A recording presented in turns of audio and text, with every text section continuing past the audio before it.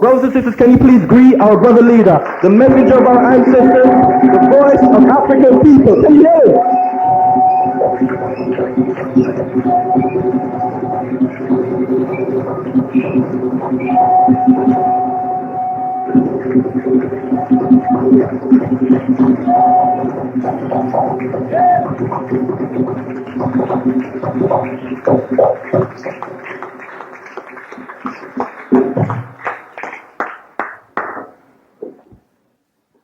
Tendai Mari, Tendai Mari, Tendai Mari, Mari Makurukuro, Mari Makurukuro, Mari Makurukuro, Kudzai Muzimukuro, Kudzai Muzimukuro, Kudzai Muzimukuro, Tendai Mari, Tendai Mari, Tendai Mari, Regai Mazwi Andino Taura, Nifungwa, Zemuyo Mangu. May the words of our mouths and the meditation of our hearts be acceptable in thy sight, O Jah of our creation. Tendai Mari, Tendai Mari, Tendai Mari, Tendai Mari,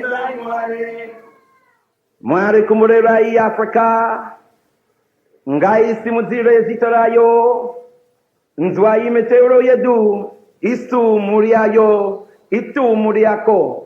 Uyamweya, Uyamweya Komborere, Uyamweya Musvene, Isu Muriayo, Itu Muriako, Mwari, Jah, God bless Africa. Yeah. Lift up the name of Africa on high. Hear our humble prayers, O Mwari, O Jah. We, the family of Africa, this family of Africa, come, great spirits, come and bless us. Come, great spirits, come and be with us. We, the family of Africa, this family of Africa. Tendai Mari, Tendai Mari, Tendai Mari. I stand in awe and reverence of the Supreme One, the Master and Mistress of the universe, whom we praise in the name of Mwari Nyakusika, Jah, God the Creator. I hear the name of our motherland, our Kebuland, as our only true, natural, and original holy land for all African people, as decreed by the Almighty. I proclaim that the traditions of Africa are the only sources of spiritual faith for African people. And I proclaim that the ancestors of Mama Africa are the only source of spiritual guidance and prophecy for African people upon the face of the earth. Oh, precious moments when souls of Al Kebulan, Mama Africa, shall rise in honor and glory of our majesty. Oh, for the day when all our voices shall be raised to proclaim the victory of justice, truth, and righteousness.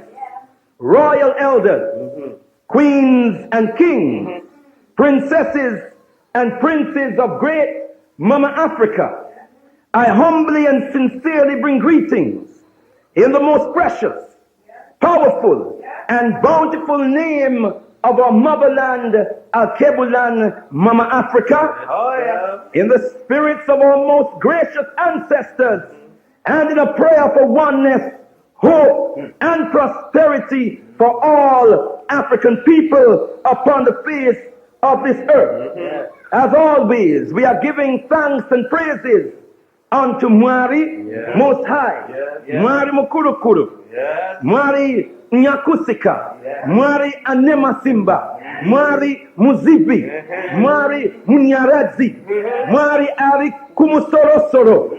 Mwari Arikwese Kwese. God the Almighty. God the greatest above all great. We say, Mwari the Omnipotent. Mwari the highest above all high. Mwari the Omniscient. Mwari the Omnipresent. Mwari the Divine Comforter and Bringer of Peace. We give thanks unto this powerful and blessed force in the universe for bringing us together here this afternoon as one family, one African family.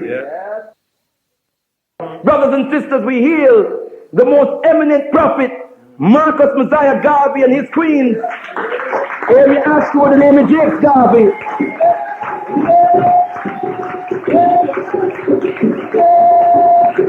And we hail his mission child and spirit child, the most eminent or the eminent prophet, Omawale Malcolm X, and his queen, Mama Betty Shabazz. Can we hear them, please?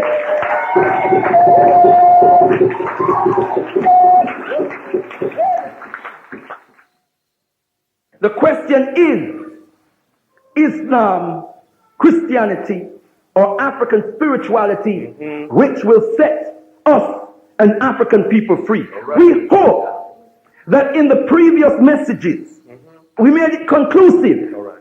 We made it unequivocally clear that Christianity and Islam are not African religion.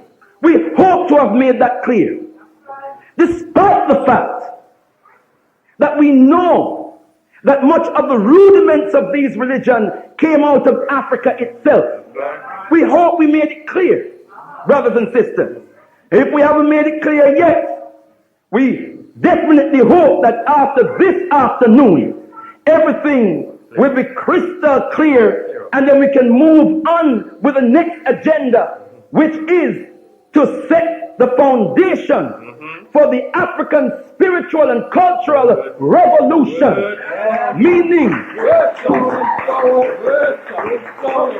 to revolutionize the spiritual thinking and practice of every single African on the face of the earth, in as much as Christian missionaries are trying to make every single African on the earth Christian, in as much as Muslim evangelists are striving to make every single African on the face of the earth Muslim. We are striving to return every single African on the face of the earth to our original faith, which is African spirituality. We make no apologies for this. Sendai Mari.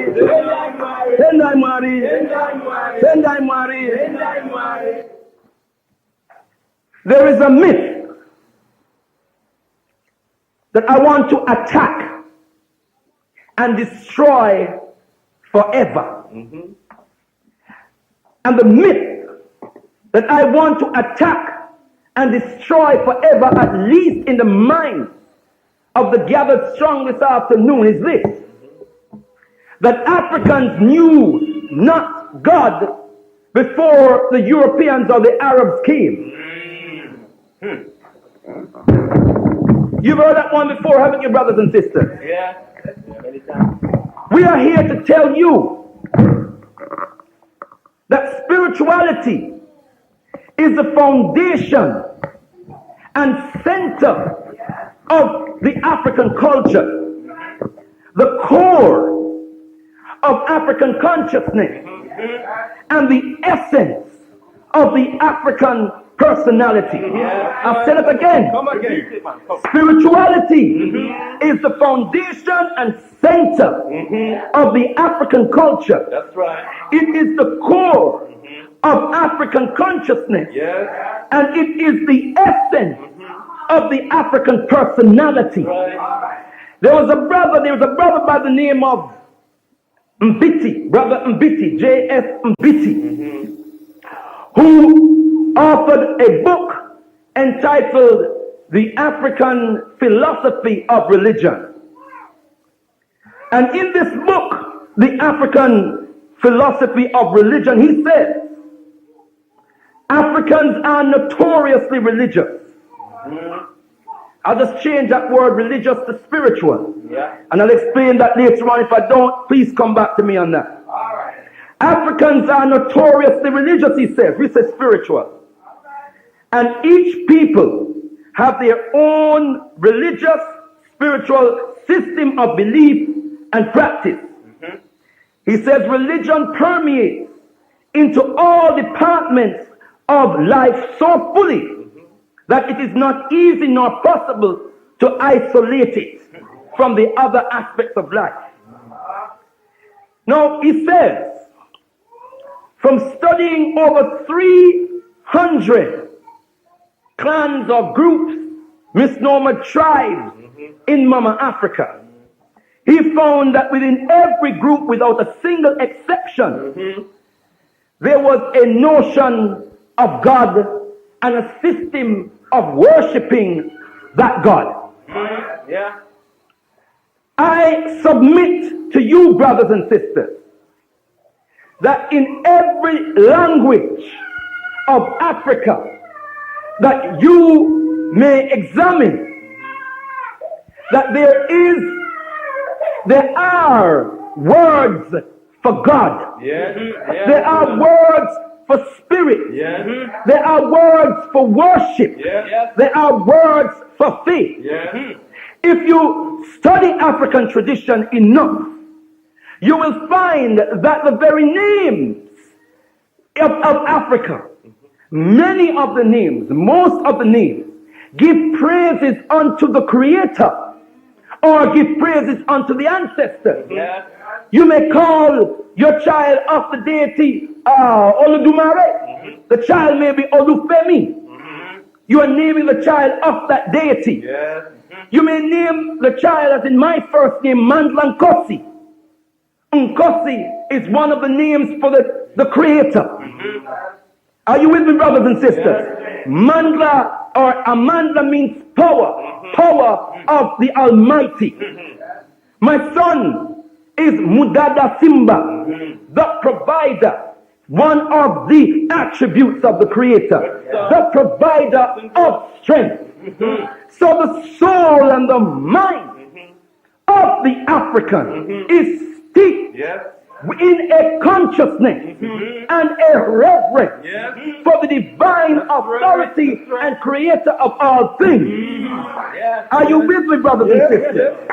Thus, we define spirituality and we tend to work with definitions so as to bring about clarity. And we try to use as few words as possible to give a succinct definition that can cement in the minds of brothers and sisters, and so we can work with that definition. And the definition that we give is that spirituality is the holistic expression of reverence to Mwari and divine human cultivation. I want that to just cement in our minds. Is everybody with me, brothers and sisters? Holistic expression of reverence. We might say that means that spirituality may be defined as a way of life that is steeped in reverence to the Creator. A way of life steeped in reverence to the Creator. Meaning that every single aspect of our lives, every single aspect of the life of the African is given to divine expression of faith and reverence to the Supreme Being. Africans don't go religion today and unreligionized tomorrow. We don't, spirituality for the African is not a one-day event. It's something that governs every single aspect, every single stage, every ounce, every iota of our lives. Yes. This is what Brother Mbiti means. Come on. That's right. When he says that spirituality permeates every aspect of the life of the African. Yes. It was African spirituality that we were practicing when we built those pyramids in Africa. That's right. It was African spirituality that we were practicing when we laid the foundation for civilization. It was African spirituality that we were practicing when we built the great empire of Tasseti. It was African spirituality that we were practicing when we built the great empire of Kemet. It was African spirituality that was the foundation of the empire of Ghana, Tumbot, Monomotapa, the Bukombo kingdom. It was African spirituality. It was African spirituality, brothers and sisters, that we were practicing when we evolved from our tradition, the first mathematician, the first linguist ever in history. It was African spirituality out of which chemistry came. Chem-mystery. Chem-mystery. This science, this science that we call chemistry is from the mystery system of chemics. Do you understand me, brothers and sisters? Chem means life. Listen good. Chem is an African word. That's right. The first syllable in the word Kemet, which is the region in northeast Africa we now call Egypt, which is the part of the world that the European forefathers, the European philosophers got their knowledge through Kemet. That's right. And they named this discipline, this scientific discipline, from the land from which they got it. They call a system of spirituality and a system of the educational system and the system of spirituality, they call it the mystery system. That's right. So they call this scientific discipline chem-mystery. That's right. Hence, chemistry. That's right. That's right. It is out of African spirituality that medicine came. Yeah. It is out of African spirituality, brothers and sisters, that engineering, astrology, astronomy, mythology, all of these disciplines, psychology, came out of African spirituality. All of which were different methods and disciplines of teaching and healing and making one aware of the consciousness of the creator of the universe.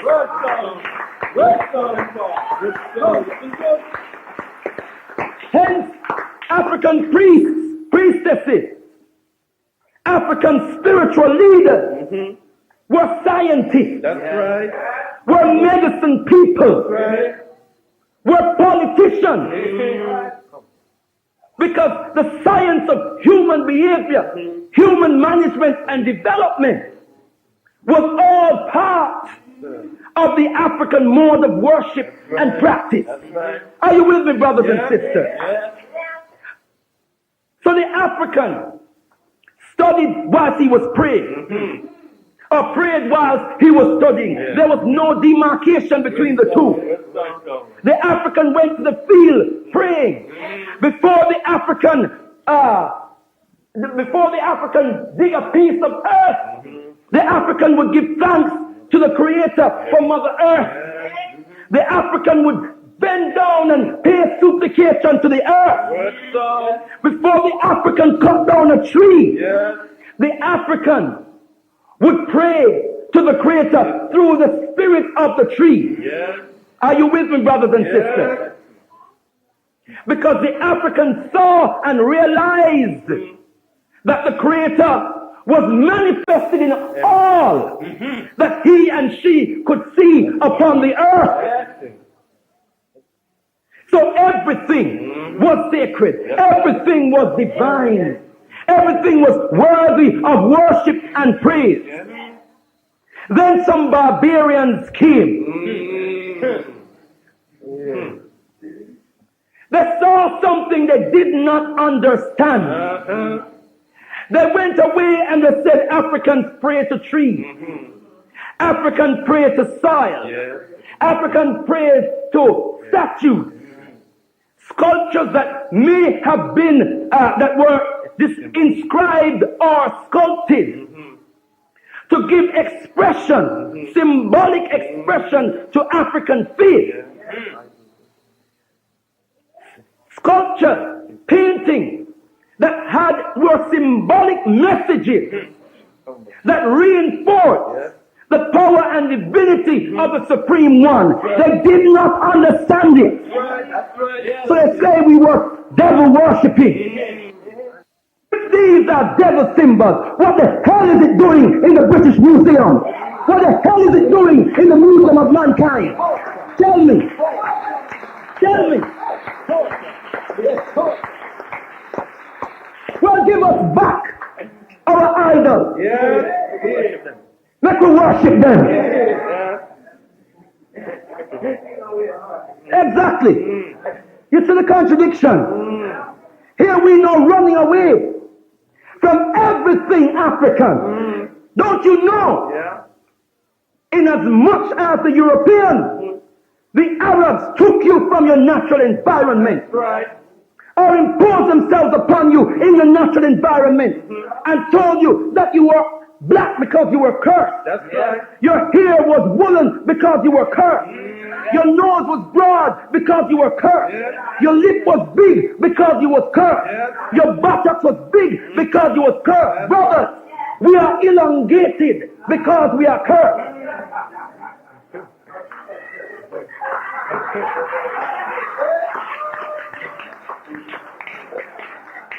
I notice the sisters are laughing more than the brothers.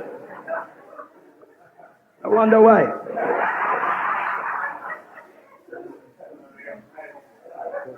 Well, it's, all time people say sometimes you have to take bad things make laugh. Well, that's a serious matter. Everything that's beautiful and good about us, them take it costly. And in as much as they have cursed and undermined our physical attributes, they have cursed and undermined all that comes out of Africa and African people, including our prayers, our rituals, our ceremonies, our celebration, our symbolism, everything. Everything. And now we are running away from them. We're still running away from ourselves. Why to say we laugh too loud? We're afraid to laugh now. One time we used to throw back weight and throw over there. No, see we are.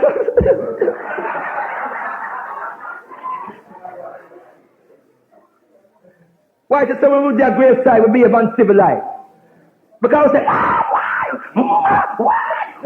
why? No, it's not for the grave side.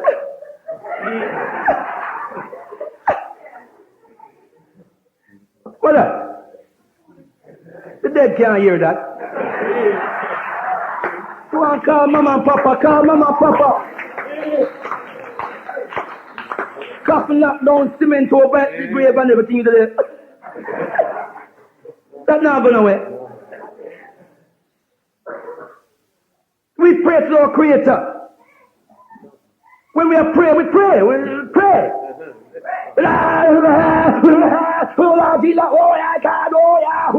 Whatever religion we are praying at, that's how we pray. At least when white are not looking. We sing, we dance, we shout. No, see we are.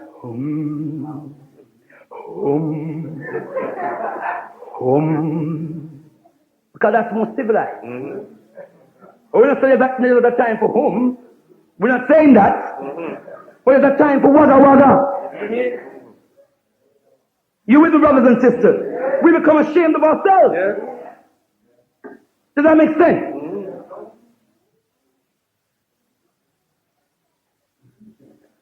Yet you look into I think it's Psalm 150. What does it say? Praise ye the Lord, praise God in his sanctuary. Praise him in the firmament of his power. He says, praise him with the cymbal and the dance. Praise him with string instruments and organs. Let everything that hath breath praise the Lord. Then there's somewhere else in the book, it says, make a joyful noise unto the Lord, all ye land. Serve the Lord with gladness. Come before his presence with what? Singing. You go into the Catholic Church. That's not a joyful noise. That's not a joyful. When we was making a joyful noise in Africa, everybody know about it. People come from villages and come to praise the Lord. You still in the church back home and go home and see how many people come to church.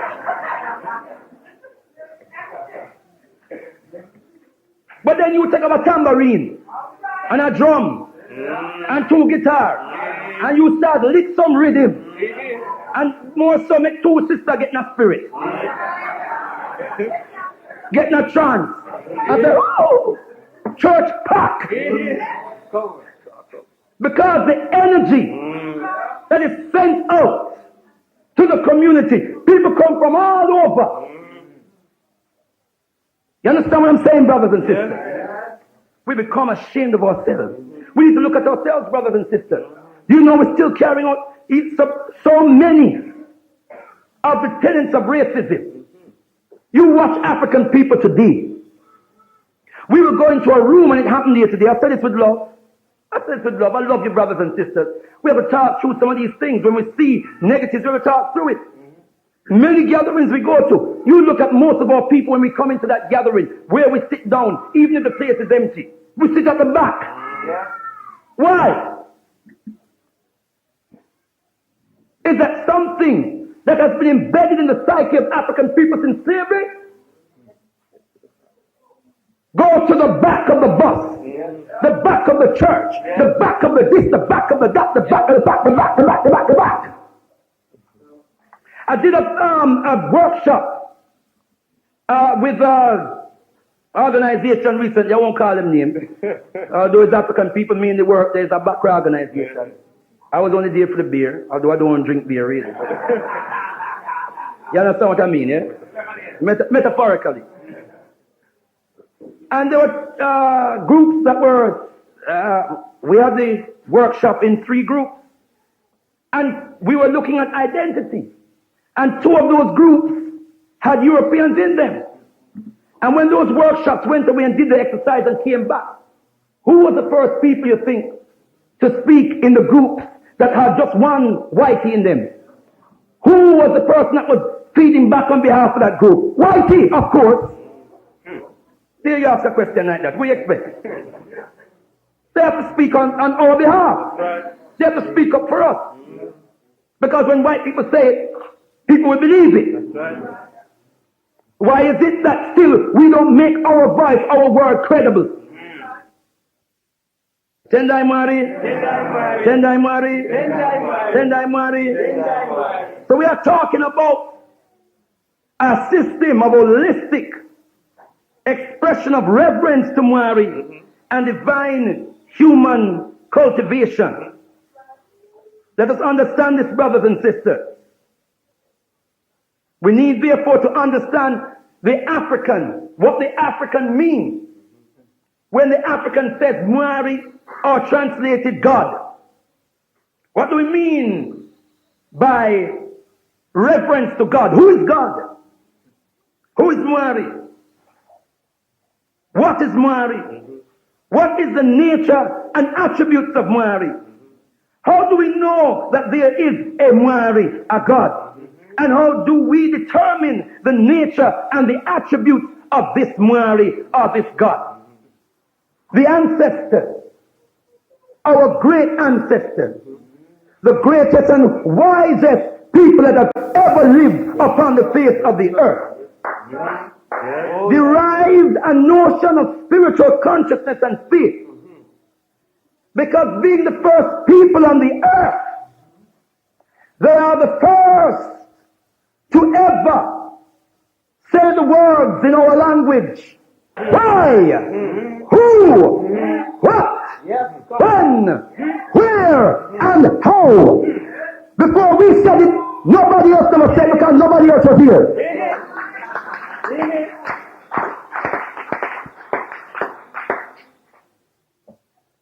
And in raising those questions,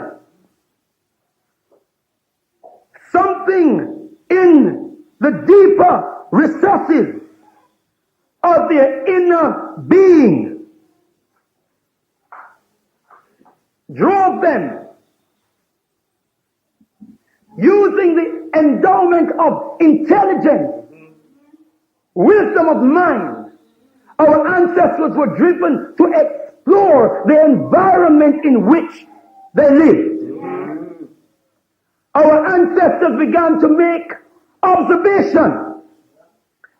Now listen, we ain't talking about a people in an ice age condition who was living in a cave who had to take refuge in the caves. No. We're talking about Mama Africa. That's right. The land of plenty. That's right. The food problem was solved. Yeah. The clothing problem was solved. The housing problem was solved.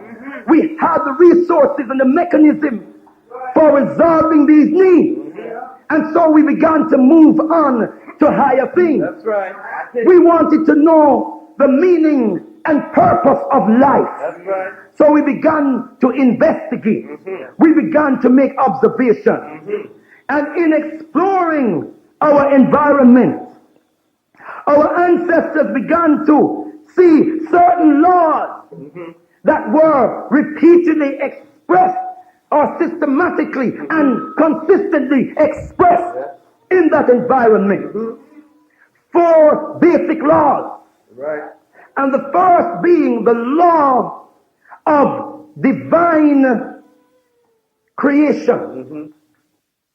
The second was the concept of the law of opposite. The third was the concept of the law of reciprocity, which ties in with the concept of the law of opposite. And the fourth was the concept of the cycle of life. Right. The concept of the law of divine creation. Our ancestors observed that everything that existed came into being as a result of creation by a force greater than themselves, by a more superior force than themselves. Right. They observed that through a process of divine interaction with each other, Yes. Come on. life Come on. came into being. Yes. Yes. That after a period of time, a new life would come into being, Yes. into their hands with unlimited potential. Right. This life was born. This life came into being in need, weak, incapable of independent thought or action. Yes, sir. This life could not continue to exist without nurturing, That's right. without care Yeah. from a force superior to itself. And the same force was the force that brought it into being. That's right. Are you with me, brothers and sisters? Yes, my brother. Come on. They looked in the animal world. They saw the same law being acted out. That's right. They looked into nature itself and saw the same law being acted out in nature itself. In as much as our babies were born from our being Yeah. and depended on our person to keep them alive. They know and totally subservient to us. They knew that the earth was our creator. That's right. That's right. We came from the earth. We came into being as a result of a combined divine interaction between the forces of heaven and earth. That's right. The heaven and the earth brought humanity into being and sustained its existence. We feed. When we come into being, we feed from Mother Earth, who brought us into being as human beings, as individuals. That's right. When we come into birth from the womb of our mother, we feed from the anatomy of our mother in as much as we feed from the anatomy of Mother Earth. That's right. Our ancestors noticed that.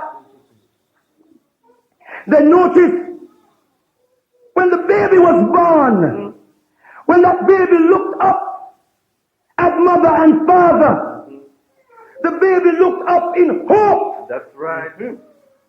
confidence, Yes. joy, Yes.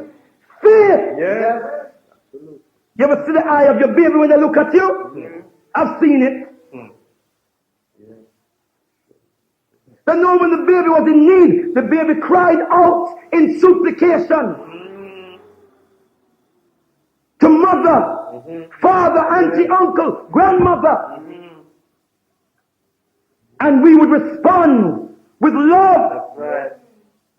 And we would respond by supplying the baby with its material needs, That's right. its emotional needs, its spiritual needs, its mental needs, its intellectual needs. Yes. Come on. Are you with me, brothers and sisters? Yes. So our ancestors derived from that the earth and the heaven was superior to us. That's right. That this was our divine mother and father in a material manifestation. That's right. And inasmuch as the baby cries unto us in supplication, we must cry unto Mother Earth and Father Heaven in supplication. Are you with me, brothers and sisters? Our ancestors saw that there were energies within creation that were unseeable. Forces, the wind, the current which carries the wind, the current in the water which carries the waves. You can't see it, but it's there. That's right. Get down now. Our ancestors derived from that there is an unseen force That's right. within creation. That's right. Inasmuch as our ancestors realized in the relationship between mother and child, there was an unseen force. That's right. Yes. There was a bond. There was a level upon which mother and baby, father and baby, grandmother and baby would communicate. That was inexplicable, unexplainable. Yes. Are you with me, brothers and sisters? Our ancestors derived from that there is an infinite extension of this law of creation, an infinite extension into the realms of supremacy. Yes. And this is what our ancestors called Mari, That's right. Oludumare, Obatula, Nyame, Unkulunkulu, Unkosi, Mogai, Ungai, Nobukuwane.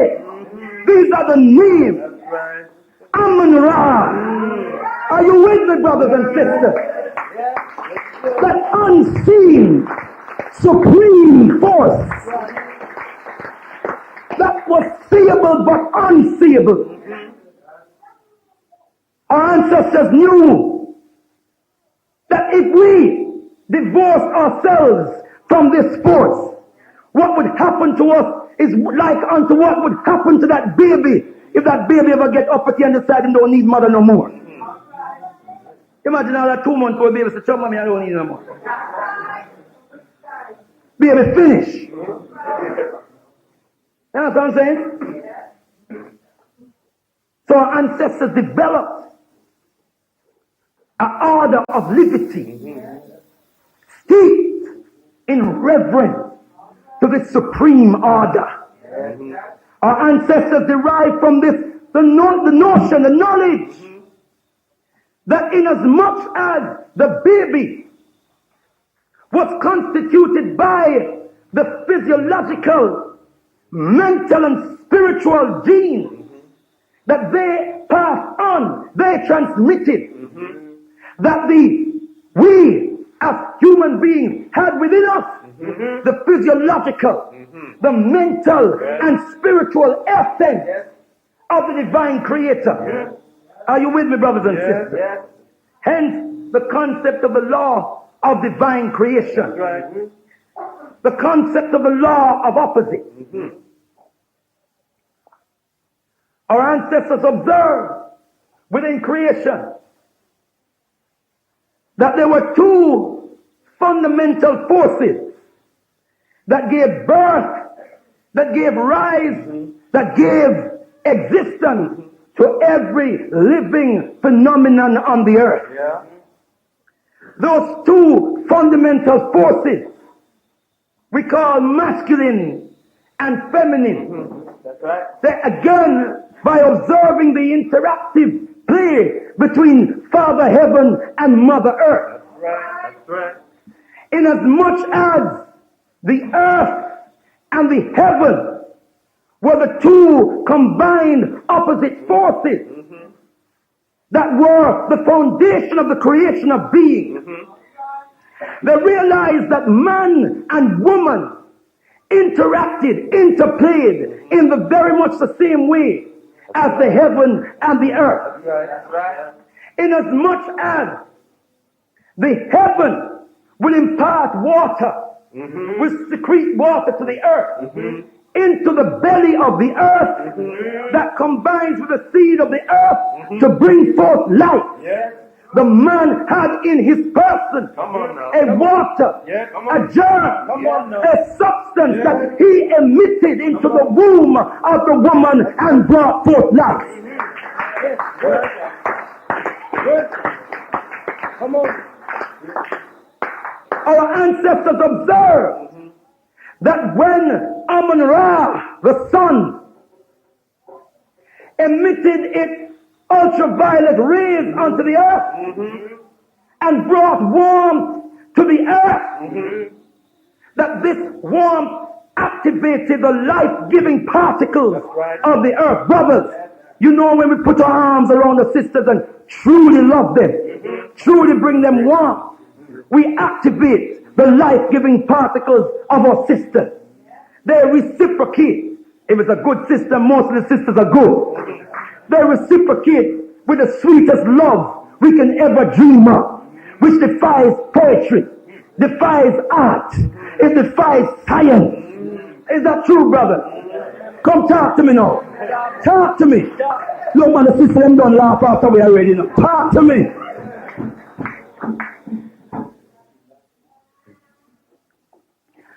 And as the earth experiences that warmth, the earth reciprocates by emitting moisture into the heaven and cooling the atmosphere, cooling the temperature of the heaven. That's what the sister does for us. That's right. Most of us should be more fiery than the sister. Most man more ignorant than the woman. Unfortunately, some are ignorant even when we do. Some sisters are not off them head. Our brothers, we have to shape up in it. But generally speaking, we tend to be a little bit cooler when we have a sister. Yeah? Are you with me, brothers and sisters? Yeah. Our ancestors observed within creation that there were other interactive forces of opposite. They looked in creation and they saw four elements: fire, water, earth, and air. And they saw the interactive play between these four elements. They looked in creation and they saw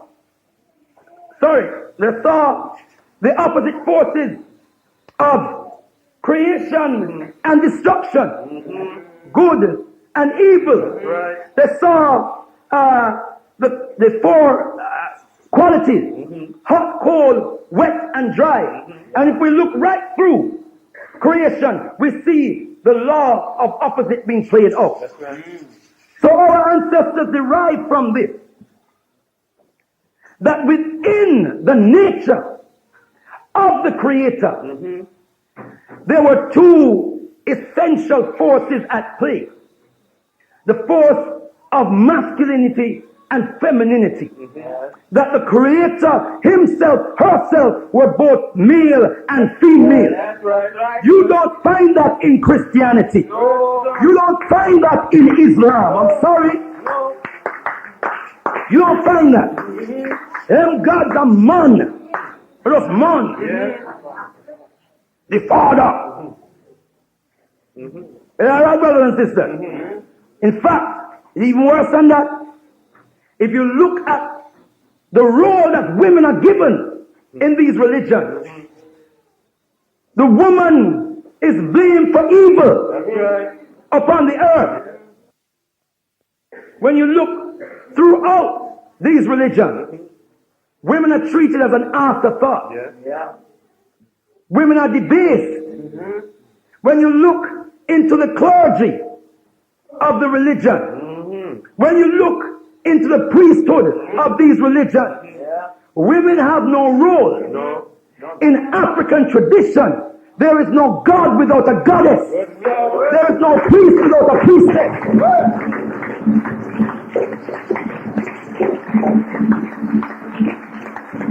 That is why we say, brothers and sisters, that is why we say Islam and Christianity will not set us free. Right. That's right. Because Islam and Christianity does not speak to the nature of African people. It is to do with the nature of being. Are you with me, brothers and sisters? Yeah. The concept of the law of reciprocity. We learn, our ancestors observed, again, certain interactive forces, interdependent forces that could not exist without each other. They saw that the animal world and the vegetation of the earth, how interrelated that was. Right. In that the animal world would feed from the earth and then would pass out matter, waste matters, we call it waste matter, but fertilizing matter, That's right. which replenishes the soil, so that the earth nourishes the animal world, and the animal world nourishes the earth. Right. That's right. Right. And that law was played out on a variety of levels. That's right. They also derive from that the nature of the Creator could not be monotheistic. That's right. Now listen to me now, because this is crucial.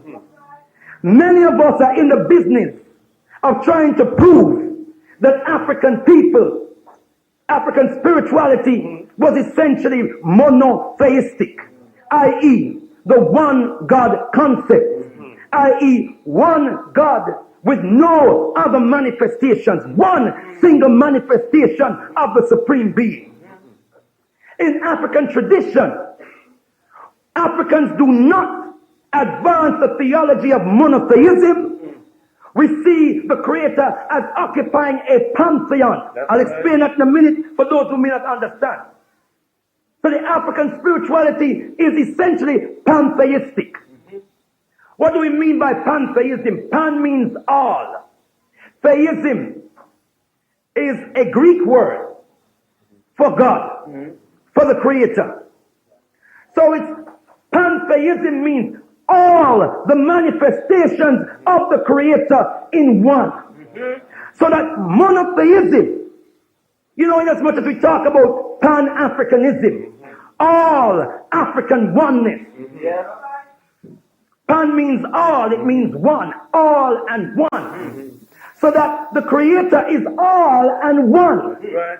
The Creator is many manifested in one. That's right. Are you with me, brothers and sisters?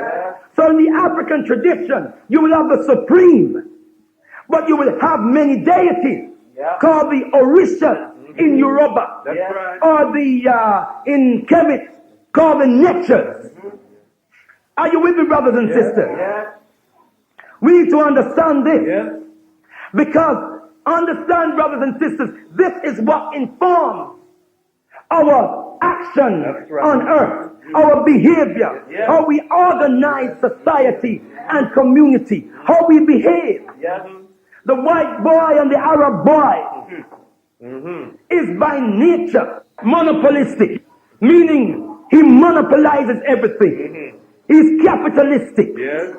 He would want to be the only controller and hoarder of all the wealth of the earth. So he perceives his God as being of the same nature.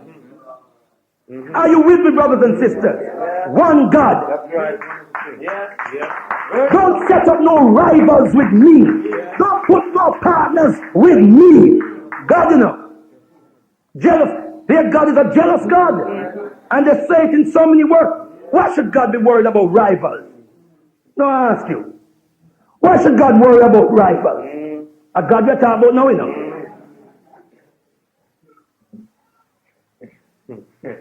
But in the African tradition, our Creator occupies a community. It's part of a community. Even when we contemplate in the realm of the deity, we see a community. And that is why African people are endemically communalistic.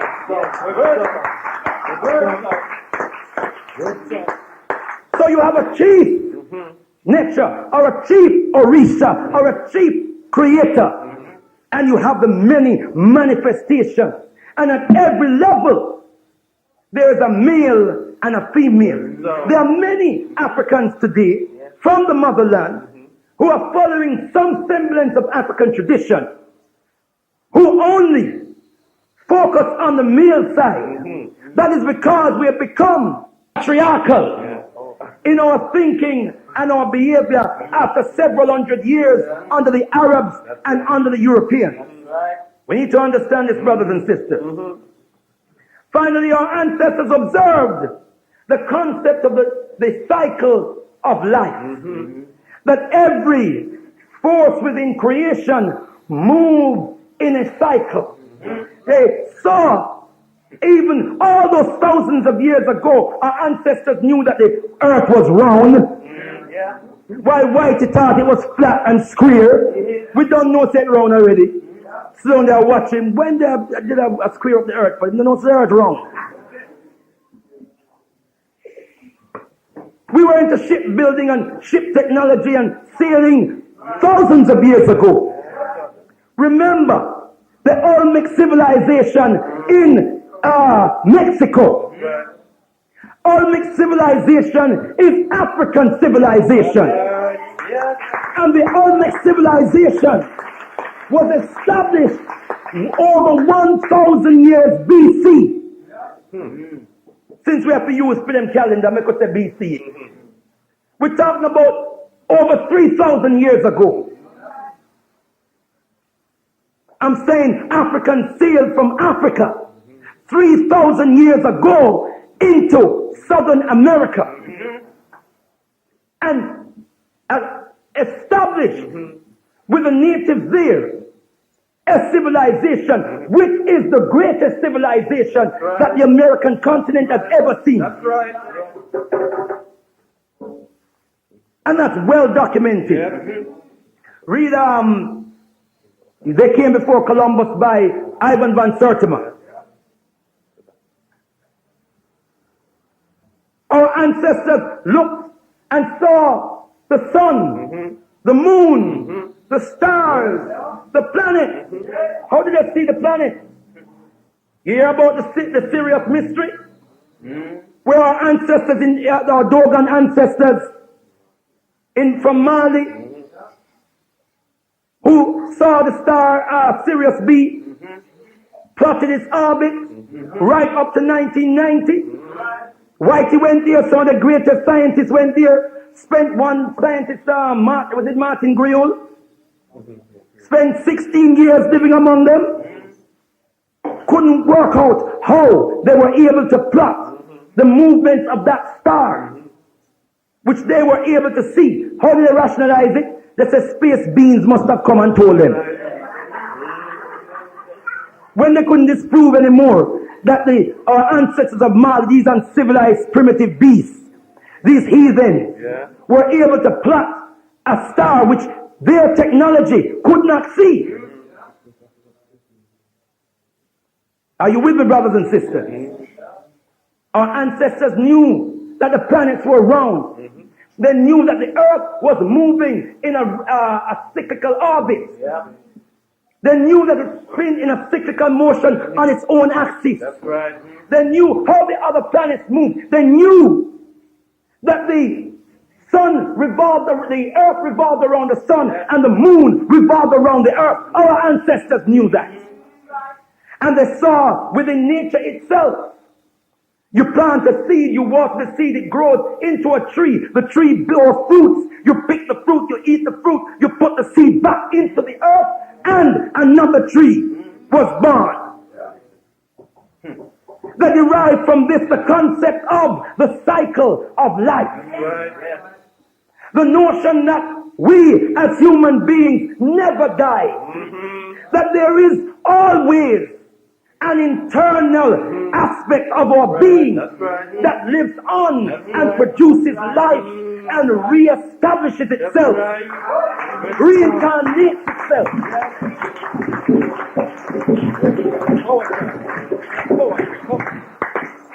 We don't need no Christianity. We don't need no Islam. You study Christianity and Islam till you drop down dead, you never learn this. And you're not meant to learn. You have to understand the difference between spirituality and religion. Come on now, break it you down. have to understand break it. It down now. Come on now. Spirituality, we say, is the holistic reverencing of Mary. That's right. And human cultivation. Divine human cultivation, which we'll explain in a minute. Religion is but adherence to a theological, to a system of theological doctrine, belief, and practice. Yes, that's right. The emphasis on spirituality is to know Mary, right. know the Creator. Yes, the emphasis on religion is to know the doctrine of the religion and practice the doctrine of the religion and believe it. Spirituality is based on knowledge. That's right. Religion is based on belief. You believe at all costs. Yes. Whether it is sensible, logical, or illogical, you believe. In these religions, you don't question God. In spirituality, you question God. Because God has all the answers. Mary has all the answers. So the difference between the African spiritualists and these alien religionists is the difference between a speaker who would come before you. When the speaker knows them subject, you can ask them any question. That's right. They're willing to answer.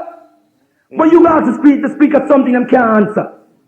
They start insulting you. Come on. You ever seen that before? Yeah, a few. So these gods of these alien religions, don't want you to question them. Don't ask me a question. I gave you a mind, intelligent mind. I gave you the source of wisdom, but don't ask me a question. Don't use it. I just gave it to you to tempt you. The African knows that he and she is a god. Yes. Because a god is one who creates and sustains and enhances the quality and the value of what it creates. That's right. That's right. We are born created in the image and likeness of the Creator. We are born sacred and divine. Right. The European, the Arab is born in sin and shaped in iniquity.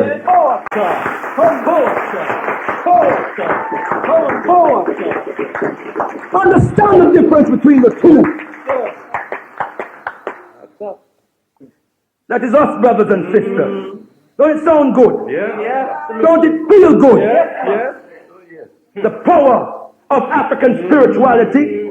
When you are grounded in African spirituality, brothers and sisters, you have a divine purpose and objective in your life. Understand this divine purpose and objective, if you will. And if you don't understand it, you don't care to understand it, you're doomed to hell. The purpose, the divine purpose and objective of every African is to become Mary-like. That's right. Is to become like a God. Is to fulfill and manifest and command all the God-like qualities and essence that is in you. When you follow religions outside of yourself, it teaches dependency. That's right. We were created in the image and likeness of Mary. Meaning we look like Mary, we sound like Mary, we walk like Mary, we sing like Mary, we dance like Mary, we do everything like the Creator. When you create anything, you create it in your image. Look what the European and Arab have done to us. They have attacked the nature and image in which Mary has created us. That's right. And seek to create us in their image and after their likeness. As an inferior version of themselves. You look like me, talk like me, sing like me, walk like me, dance like me, draw like me, dress like me, do everything like me, because I am your supreme being. You think you're worshiping God? The white boy set up a religion. He said the only way to get to God is through this. Him give you a white boy to worship. Him give you white words to say. What else do you expect? Him said dress white. Put on your suit and tie. That's the best way to dress to get to God. The Arab do the same thing.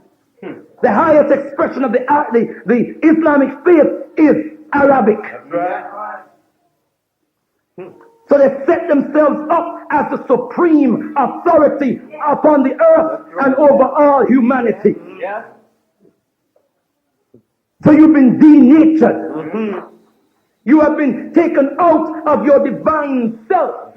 You're alienated from your divine essence.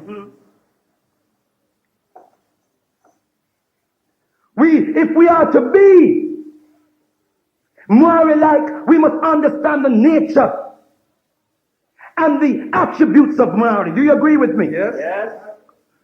We want to give you some examples of the nature and the attributes of Mary. From our ancestors' observation, the first thing is Mary Nyakusika. Let me hear you say that, brothers and sisters. And again, brothers and sisters. And again, brothers and sisters. It sounds like you've been saying it all your life. Does it feel good, brothers and sisters? Yeah, sure. And that means Mary, God, the Creator. That's right. So the first attribute of the Creator, or the first manifest nature of the Creator, is that the Creator creates. Simple. That in the nature of this creation, the Creator is both male and female.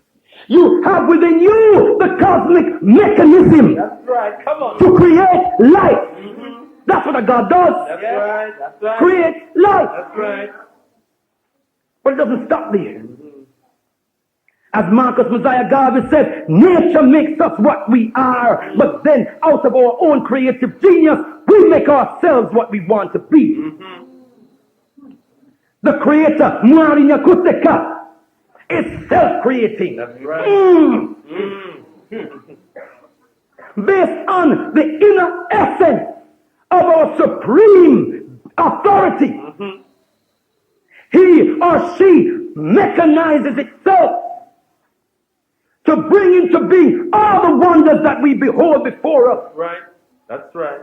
If we are to be Mary-like, we would be self-creating. Yeah, come on. Come on now. Come on. That's why Christianity and Islam will never set you free. Because you're being created by someone else. Red sound and power. Our God is self-creating. You don't speak nobody's language unless you choose to. Yeah. Because you want to lure them into a false sense of security and chop off them head. Fasting in your business. And we're not a violent people. We never have been. No. Understand me. Yeah. Someone attack your mother, your father, your brother, your sister, your babies. You have to defend. Have you forgotten Sharpeville? Have you forgotten Soweto? Have you forgotten the 60s in the United States of America? The slaughtering of our brothers and sisters who were standing up for Africa. And they have to preach this thing every time I get the opportunity. Yes, sir. Come on. Because you have some spiritists now who claim that they're dealing with African spirituality. They don't talk about these things no more because they're on a higher height. That's right. Anybody who is following morally upon this earth today must be prepared and ready to wrestle with the devil as the devil manifests upon the earth.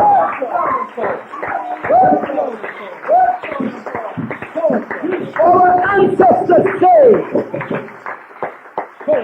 morality is not celebrated until the voice of the righteous is heard. You fool! You sit there sipping ear. The air is contaminated. What are you going to do about it? That's right. See if you understand me. Yes, sir. Absolutely. Yes, we need to learn to breathe. And I'm not making any mockery. We do need to learn these techniques of inner development. But if you are breathing poison, you have to get rid of the poison now. Right. Well, it's all right eating healthily from the earth, but if the earth is polluted, if the vegetation of the earth contains pesticides, you have to get rid of the pests. Yeah.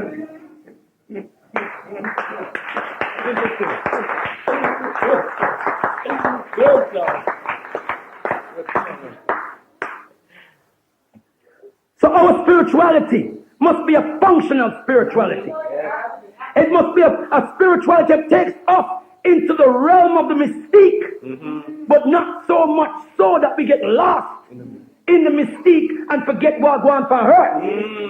Because our ancestors show us if we can't master the material reality, we can't master the non-material reality. So if you want fresh air to breathe, you better free up your motherland. You better organize a mass exodus.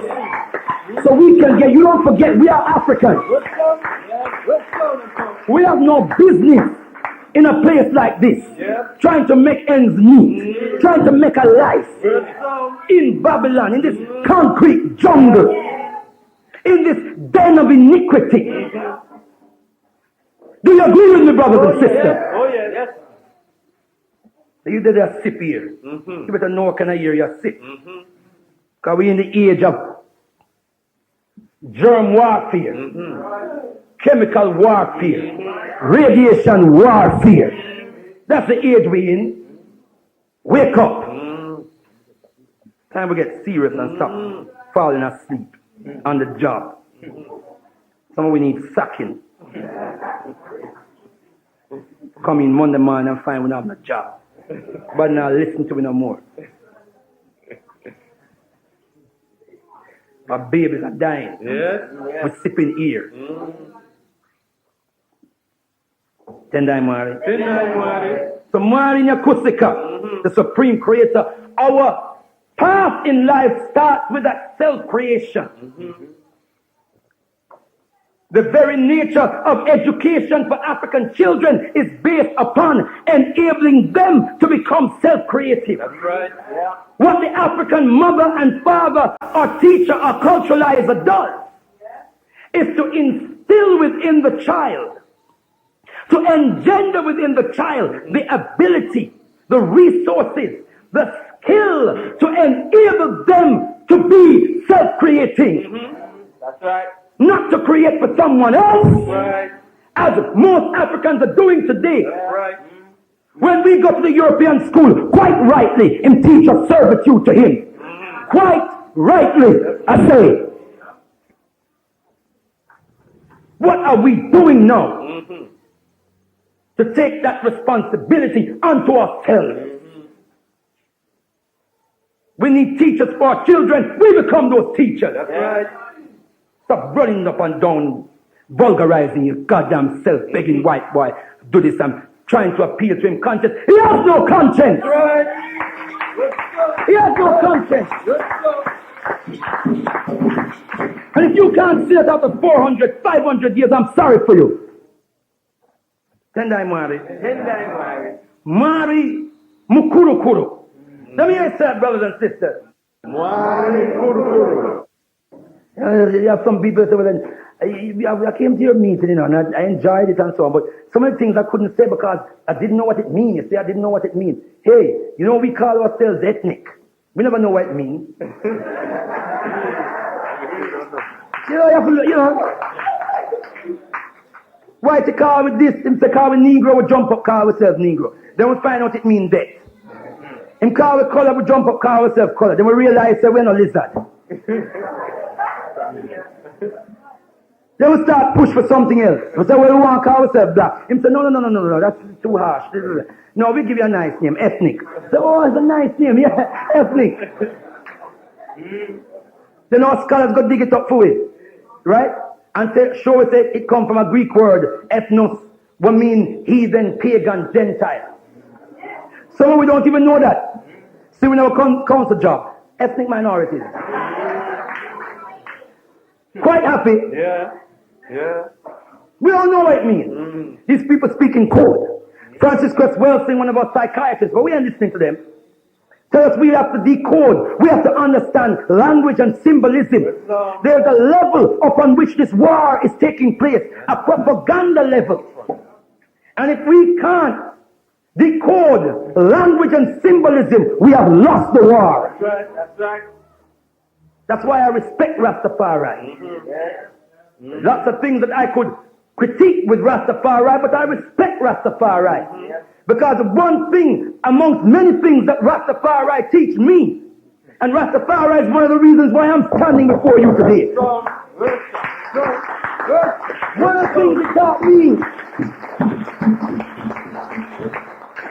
was to be mindful of every single word. That's right. I still have that terminology in my mind from I was a child. Word, sounds, and power. That's why when you hear we, in our gatherings, when a speaker speaks, we say word sound. Sometimes we say word, sound, and power. See if you understand this, brothers and sisters. Rastafari teaches us that word has power. In the Bible, the book of John, I think it says, in the beginning was the Word, and the Word was with God, and the Word was God. That was taken straight out of an ancient Comitian teaching. That the Creator created the universe with divine utterance. Tehuti was the manifestation of the power of the Word, one of the gods or nature. The power of the Word. Word sounds have power. That's right. That is why we put word sounds, powerful word sounds, into the minds and mouths of our babes and sucklings. When you hear a 6-year-old get up, say, I am black. Black is the color of my skin, but African is the substance of my being. Don't take that lightly. That's right. Don't take that lightly. That prince or that princess, their mind and their soul is being shaped by the word sound. Word sound encompasses all manner of communication. That's right. You have the utterance of the word. You have the written word. You have the symbolic word. Yeah. You are looking all around you. You're looking at the symbolic word as well as the written word. As you listen to the spoken word or the power of utterance, you are also being shaped and molded by the symbols that are around you, by the word sounds that are around you. When our babes and sucklings are in the school, surrounded by whiteism, what do you think is happening to them? In one of our study programs, about a year and a bit ago, we sat in a room, and it was in the period, the season of Halloween. And there were all these symbols of skeletons and witches and ghosts and devils and all kind of symbols. The room was saturated with it. And it so happened that that study session, the theme was culture. And we were talking about African symbolism and the way we were alienated from our own African symbols. And I showed the brothers and sisters the room saturated with these European images. All of them were images to do with death and evil. Skeletons, ghosts, witches. This was a nursery, by the way, I should say. This was a nursery. And these symbolisms were drawn and cut out and painted and pasted and put up by the children. For the children.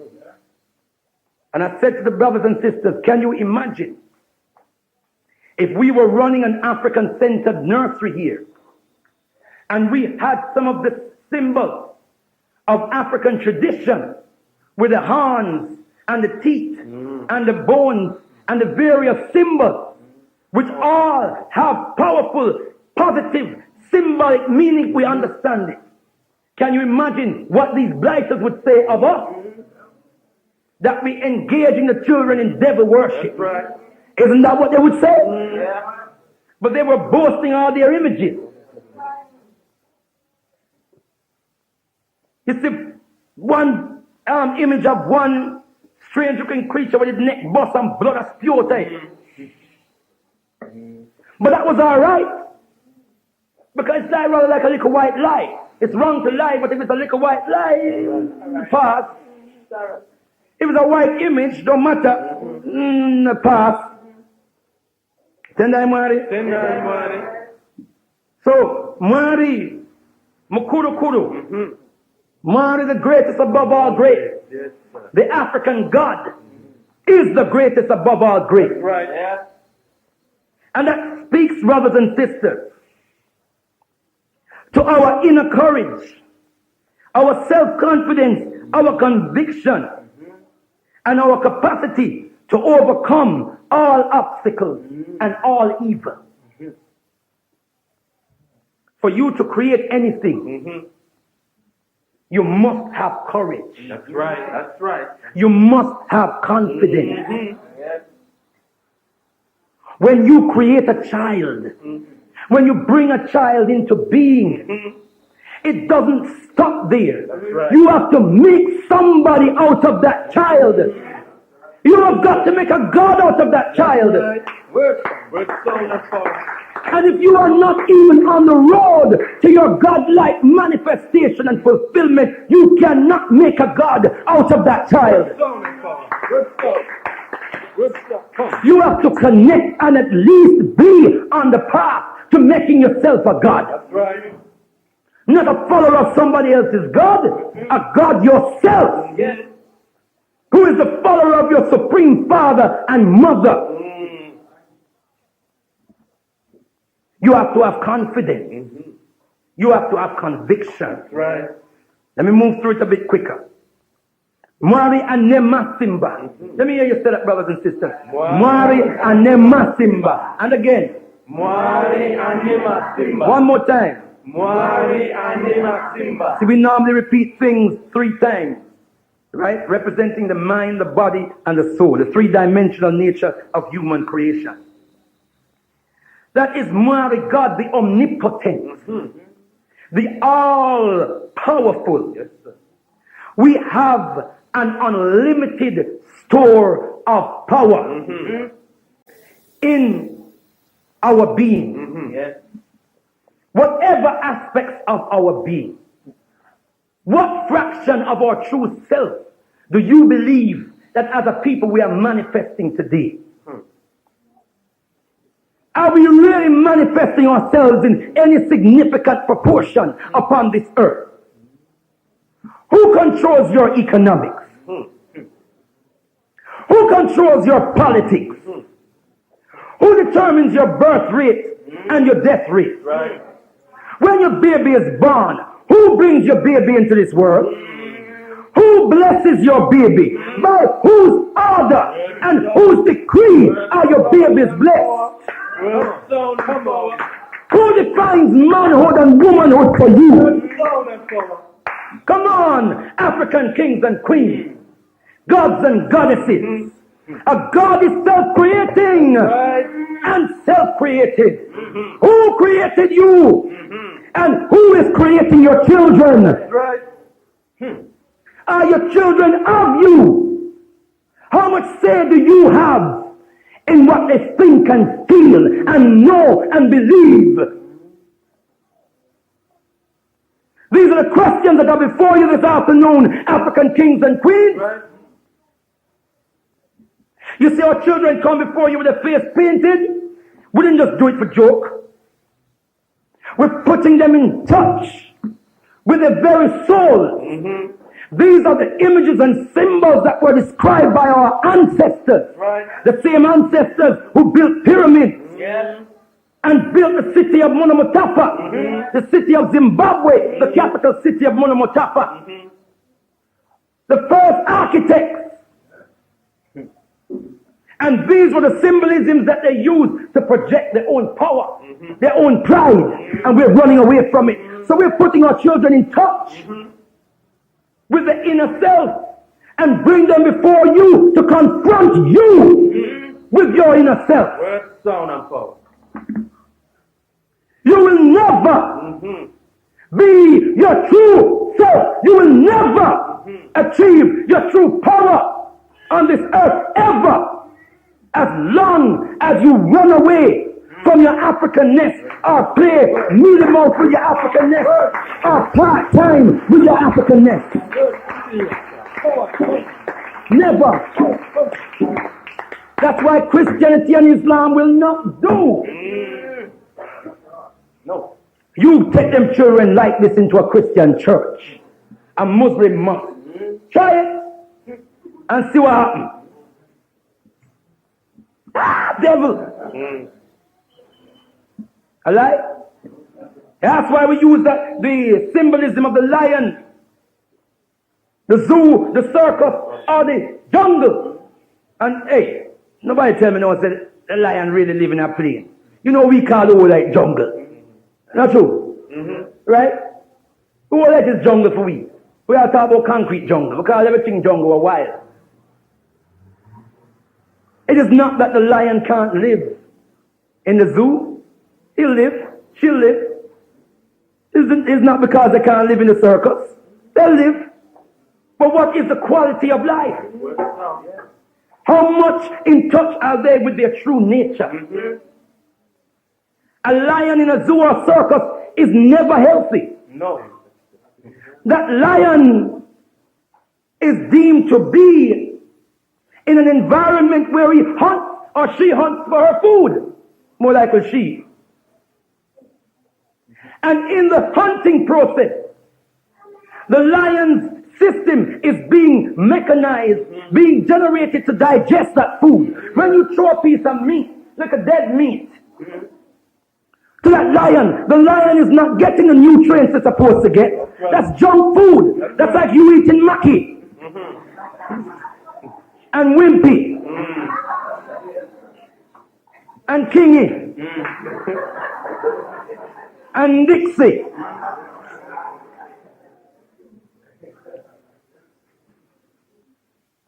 You with me, brothers and sisters?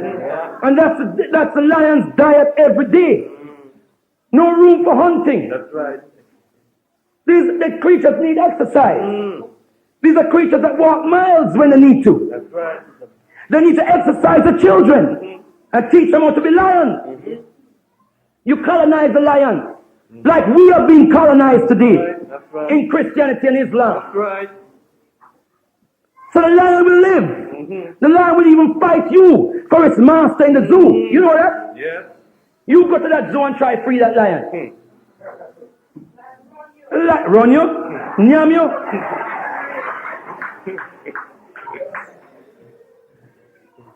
Because that lion is so thoroughly colonized. That's right. That's you. That's me. And we fight to defend the white boy's religion. That's right. Mental bondage is invisible violence. Yes. Formal physical slavery has ended. Mental slavery continues to this day. Who was it that said that? What's the brother's name? Stolen Legacy. George James. This slavery affects the minds of our people, and in some ways is worse than physical slavery alone, which is to say, the person who is in mental bondage will become self-contained. That's right. Yes. Not only will that person, come help me out, fail to children, I want the children help me out, fail to challenge the beliefs and patterns of thought which control them, they will defend and protect these beliefs and patterns of thought virtually with their last dying effort. That's right. See, our children can recite those words to you because we teach them that. We teach them words. Some of them old enough to understand it to the fullness, some of them not old enough. But when I was a child, I used to learn things because elders tell me to learn it. I ask a question, I learn it. Now I grow up and realize a lot of it was foolishness. But it's foolishness I needed to know.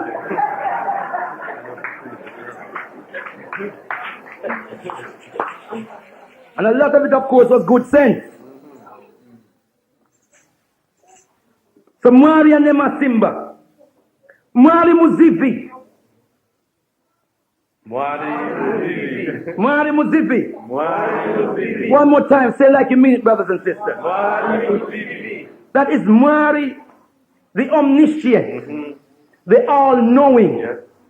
Mwari, the omniscient, the all-knowing. We have an unlimited capacity for intelligence, knowledge, wisdom. That speaks to the essence of Tehuti, the deity that represents wisdom, knowledge, and understanding, which is in all of us. Keen insight and authoritative utterance. Where does your wisdom come from? Where does your knowledge come from? What is the basis of your intelligence? Who shaped your thinking? The education system, is that going to embed in our children that power of knowledge and wisdom? They're excluding our children from schools left, right, and center for all kinds of foolishness. And now we're taking on cases to serve as advocates for families whose children are being excluded from school or mistreated in the schools. And some of the things that we're coming across, brothers and sisters, it's clear what these people have planned for us. They're not committed to educating our children. But that's not my biggest worry. My biggest worry is, are we committed to educating our children? That's my biggest worry.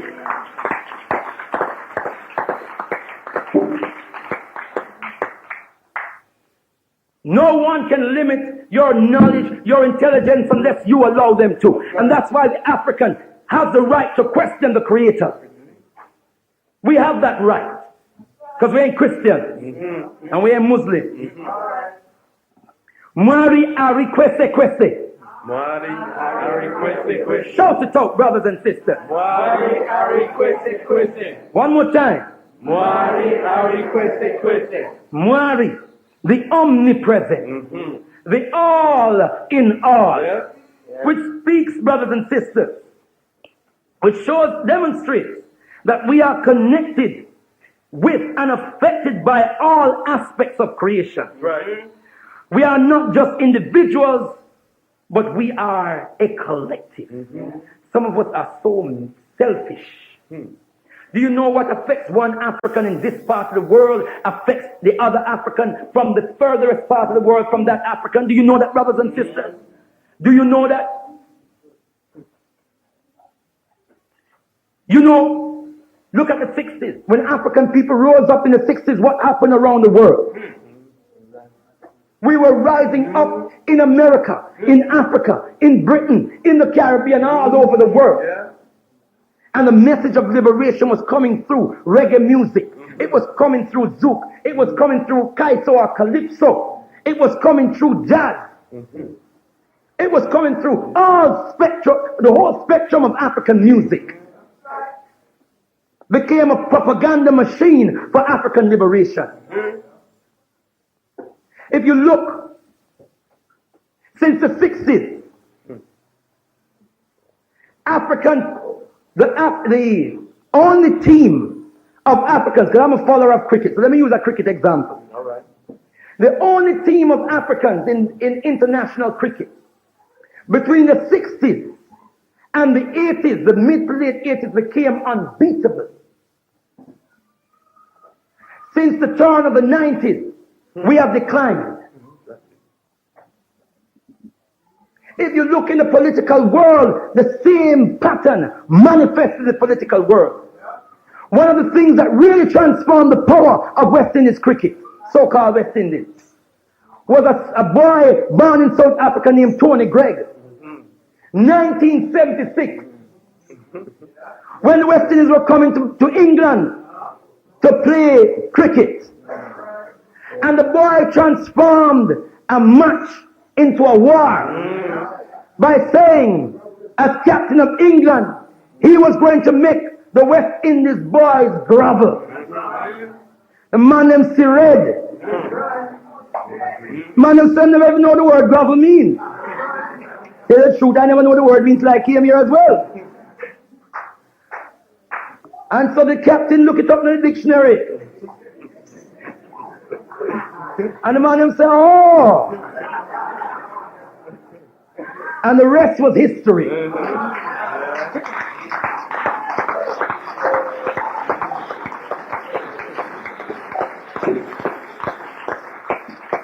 We didn't just beat them. We beat everything right in sight that weren't right. We just bust them up. Blackwash. We blackwashed them in 1980. We come back 1980 and we blackwashed them. No, it was 84 that we blackwashed them. In 1980 when we come, rainfall and watch the whole series. They must do a rain dance or something. So we blackwashed them in 84. And we blackwashed them in 86. And when you look at people like Viv Richards, when Viv Richards come out to the field, for batter field, you see him with red, gold and green, sweatband on his wrist. Yes. Do you understand the power of symbolism? We are playing rhythm, music from the terraces. Yeah. Drum a lick, music a lick. The white boy band, musical instrument. We take the tin them and start beat them. In band the tin them. Till now we don't bother come cricket no more.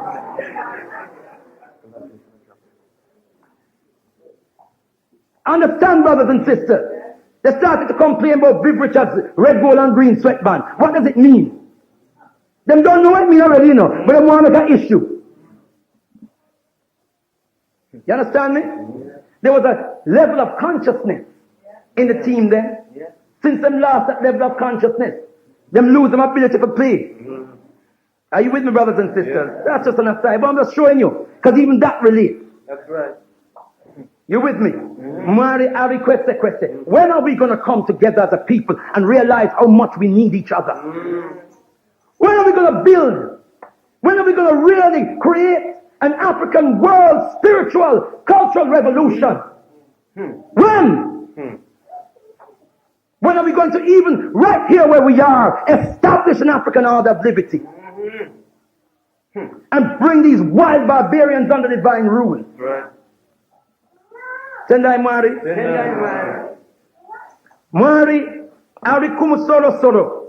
Mari, Arikumu Soro Soro. Mari, Arikumu Soro Soro. And again. Mari, Arikumu Soro Soro. We have the capacity to ascend to the highest degree of righteousness and morality. We are worthy of the highest honor and praise. That is the power of Ma'at in us. Soro, more the highest above all heights. You and I should be striving towards attaining the highest possible level of morality and ethics and discipline and decency. Many of us don't understand that morality is central to liberation. Our ancestors had clear codes of morality established in our African spiritual way of life. We need that to be restored. Mwari Munyaradzi. Can I hear that, brothers and sisters? Mwari Munyaradzi. And again, brothers and sisters. Mwari Munyaradzi. And again, brothers and sisters. Mwari Munyaradzi. Mwari Munyaradzi. The comforter. The divine comforter. The divine bringer of peace. The merciful. Are you with me, brothers and sisters? We strive towards developing that ability to bring comfort, to bring peace, to be merciful unto those who deserve mercy. Hear me? Not unconditionally, but to be merciful unto those who deserve mercy. I have to move on quickly, brothers and sisters. And I just want to quickly deal with the concept of human cultivation. Because remember our definition of spirituality, African spirituality. And when we say African spirituality, we're really emphasizing the African culture within which our spiritual consciousness and practices are expressed. Remember we said, by way of definition, that spirituality is the holistic expression of reverence to Mary. We reverence Mary by complying or adhering to Mary's will. That's right. How do we know what the will of Mary or God is? By observing and obeying the laws of nature. That's right. Simple. That's right. Religionists will say that the authority of the religion is based on what in a book. You can't confine the creator to a book. Come on. You said this, you hold up a book, you said this is all you need. The command of Mary, the words of Mary, the will of Mary is written, coded in the laws of nature itself. That's right. So when the African says, it is written, what the African means is that the Creator already writes it in the laws of nature. That's right. Yes. So if you want to inspire me or impress me, the African, with a book, you better make sure when I open that book, everything in that book is consistent with the laws of nature. Yes. That's right. That's right. Man and woman write book. God determines the laws of nature. That's right. That's right. You understand me, brothers and sisters? Who can argue with that? Don't tell me about no man. God create man and then woman come out and rib cage. Will you tell me that my queen is spare ribs?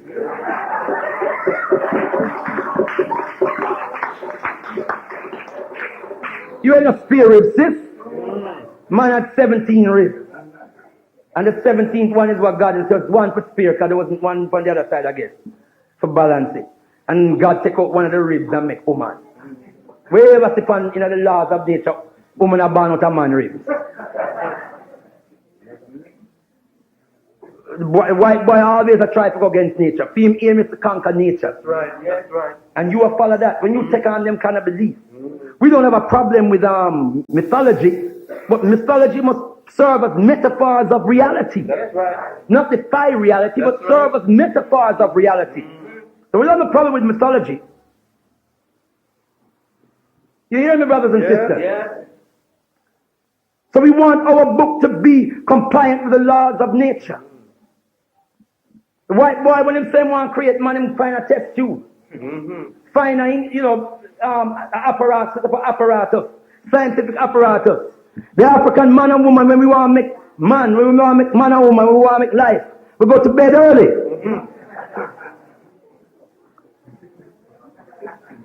And engage in a divine ritual of procreation. And none to be embarrassed about. We were never embarrassed about the ritual of love making to become up against these barbarians. That was always essential to our worship. We never had a problem with it. We were never ashamed of our genitals till we come up against these people. Tendai Mwari. So within that context of knowing Mwari, we then and in our striving to fulfill our divine purpose to become like Mwari, we embark on a process of human cultivation. And the process of human cultivation takes place within a human concept of the cycle of life, which begins with conception, through birth, naming, growth, and maturation, right? Into initiation or rites of passage, as we call it today, into marriage, into procreation, into eldership, and into the ancestral realm. We pass over into the ancestral realm. And at every stage of our life, we have clearly defined structure and system for nurturing and cultivating that divine personality in us. That's right. When we say person, the word person, you derive from two components. Per or par, son. Per or par is the Kemetic term which means place or temple or house. All right. As in the original name of Paris, Par Isidus, which became Paris. Par Isidus, place of the goddess Aset, who was misnomed Isis. That's right. Son from the Roman Sol. Sol is the Roman reworking of Ra. It's what the Roman called Ra, the sun. So person is the temple or the place of God. That's right. You know your body is the temple of God, don't you, brothers and sisters? The temple of the Son God. Personality is the active manifestation of the Spirit of God in your temple, your human temple. Remember this, brothers and sisters. And so we have ceremonies and rituals at key stages of our life. After going through certain processes of human cultivation, this was ceremonialized. You, in African tradition, you could never call yourself a man or a woman unless you were initiated into manhood and womanhood. Are you with me, brothers and sisters? And you could not be married until you were initiated. You have to qualify for adulthood. You have to qualify for marriage through a system of training and a system of challenges and tests and examinations that were put before you.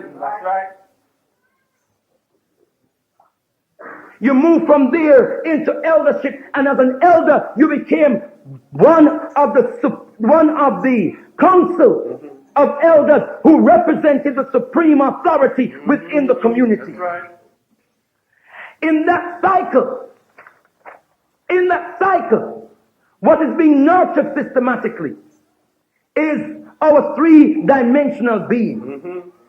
Within the concept of the three-dimensional nature of human creation, mind, body, and soul. We have the mind, we have the body, which is nurtured by the foods of the earth, the vegetation of the earth. We have the body that is nurtured through exercise, medicine, rest. proportionately applied. Yes. The mind is nourished by knowledge that is fed to the mind. The mind is nourished through psychosensory dynamics. What do I mean? Psycho to do with the mind, sensory to do with the five senses, dynamics to do with effect, meaning what information we receive through our five senses, how that molds the mind. Right. Information from the Latin informare, in, which means within, formare, which means to shape or mold or fashion. Every time you open your eyes, open your ears, smell, taste, feel something, your mind is being molded and shaped and fashioned. That's right. That's right. This is why you have to be mindful of the kind of environment you are in. That is the food of the mind. That's right. When you go into anybody else's environment, your whole world is saturated with images of their own culture. That's right. Yet so many of us are running away from the images of our own culture. That's right. And then you have the soul. The food of the soul are our prayers, our rituals, spiritual vibrations that come from the chants that we do. Yes. The chants, the song, the vibrations that we share with each other in worship, in worshiping our Creator. Right.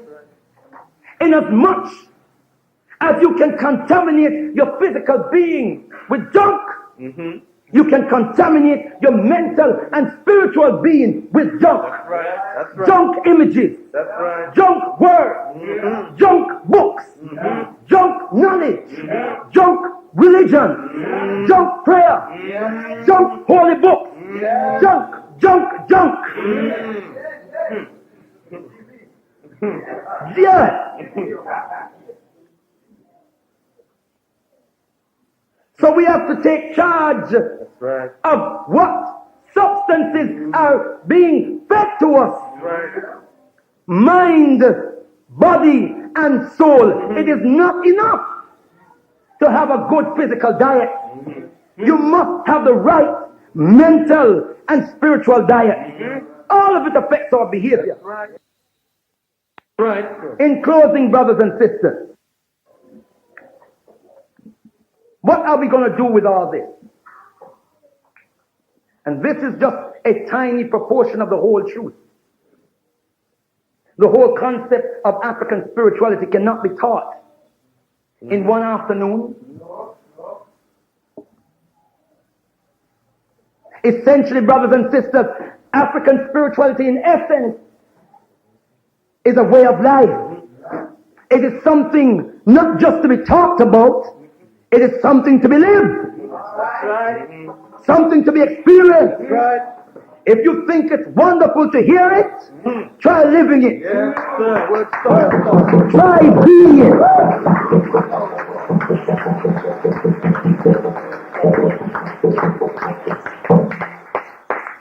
And this is where many of us fall down. This is where many of us begin to fret. Because we don't want to change. We will go into the Christian church and we will change. We will go into the Muslim mosque and we will change. But when it comes to our African traditions, we don't want to change. No. Because it throws up some serious challenges for us. I'm here to tell us, brothers and sisters, we will never be free. Right. We will never be free until we free up Yes. our African traditions Yes. and give them living status again. That's right.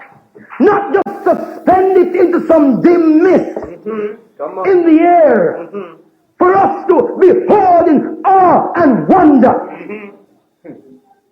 But bring it into reality. That's right. Make it determine how we get up in the morning. What we say to each other in the morning. How we walk out of our homes. How we walk into our homes.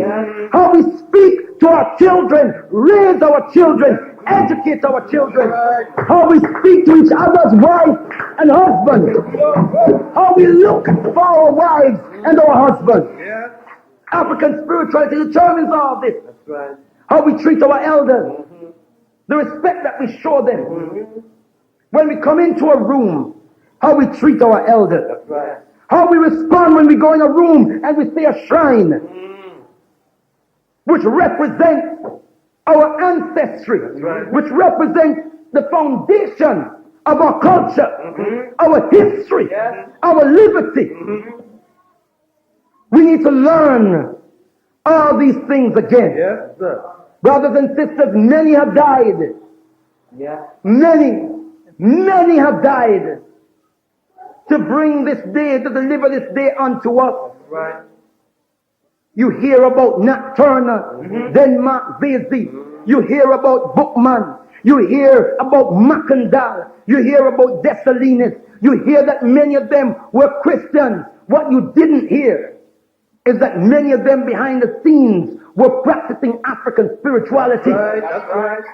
But they could not do that in the open because of the hostility of the oppressor. You vulgarize yourself when you continue to pray according to how your oppressor said you must pray. No matter what you're going to say, Right. That's right. we are Christians because we were enslaved. We are Muslims because we were enslaved. Whatever you're going to say. So brothers and sisters, we want to see changes now. Changes in the response that we get from our brothers and sisters from the community. Yeah. We want to see brothers and sisters coming forward now and say we want to get on the road to revolutionize African spiritual and cultural practice and behavior. Let us come together, brothers and sisters, under one African divine rule. That's right. In the name and the nature of one African God in his and her many manifestations. Let us pour libation unto our ancestors. Yes, sir. The ancestors who are the medium between us on earth and the Supreme Creator. That's right. Understand libation. It's not just some spooky wooky hocus pocus. Libation is real. Spirit never dies. That's right. The spirit is the property of the Creator. Yes. The body dies. The body dies, but not the spirit. The body is finite. The soul is infinite. That's right. In as much as Mari Yakutika chose it to be so that we came into the world through the lineage of our ancestors. It is the will of Mari that we go unto Mari through the lineage of our ancestors. Right. That's right. Are you with me, brothers and Yes, sisters? brother. Who taught you about God? Your ancestors. Your mother, your father, your aunts and your uncles. Who taught them? Their mothers and fathers, aunts and uncles. Who taught them? Their mothers and fathers and aunts and uncles. Those spirits still live on. It never dies. If the spirit dies, then God, who is also a spirit, is dead. Are you with me, brothers and sisters? Don't be ashamed to pour libation. And here's where Christianity and Islam fall down again. You go in the Christian church or the Muslim mosque and pour libation and see the response. Yet I can show you, and one day we'll probably do a message on it. Ancestor worship in the Bible. Because it's full up in the Bible. Are you with me, brothers and sisters? Yeah. So that's our message for you this afternoon.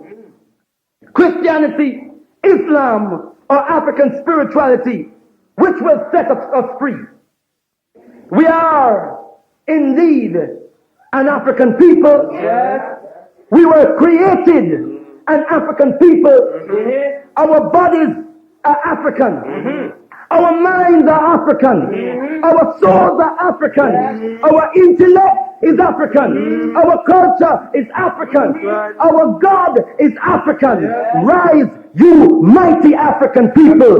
You can accomplish whatever you will. Tendai Mwari.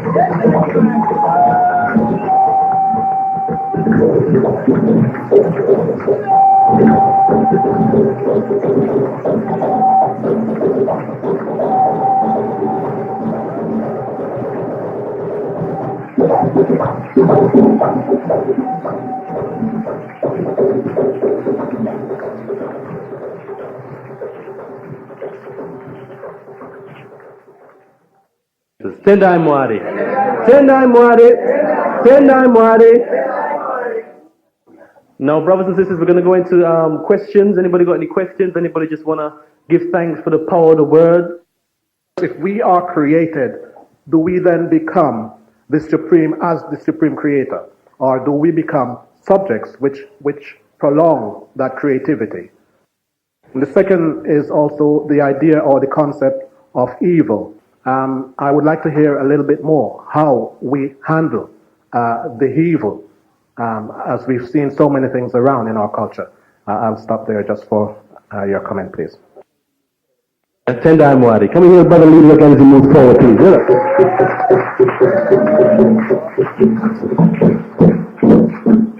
Tendai Mwari. Tendai Mwari.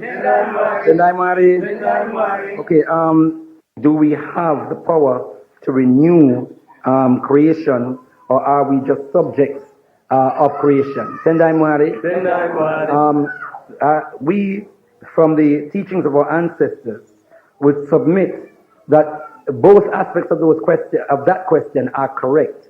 We are subjects of the creation in that we were created by the divine law of the Creator, under the divine laws of the Creator.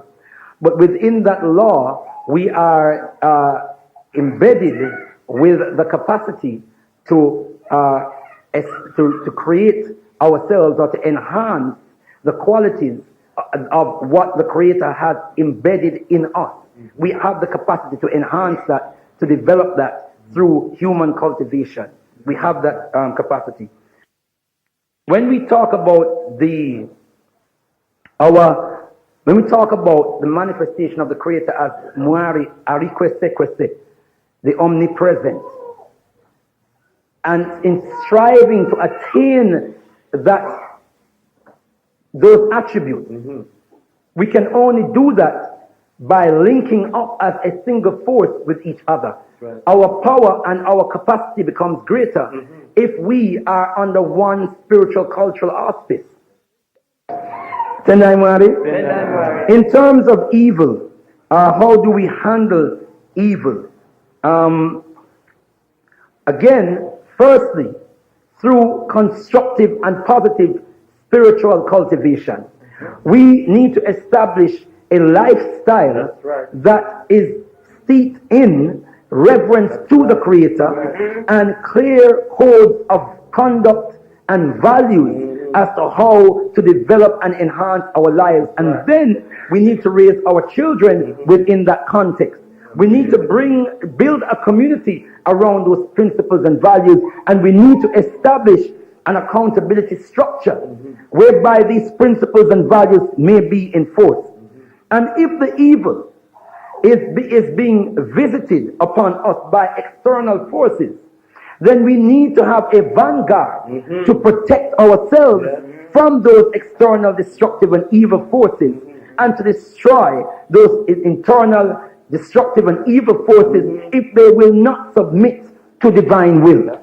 Tendai Mwari. Tendai Mwari.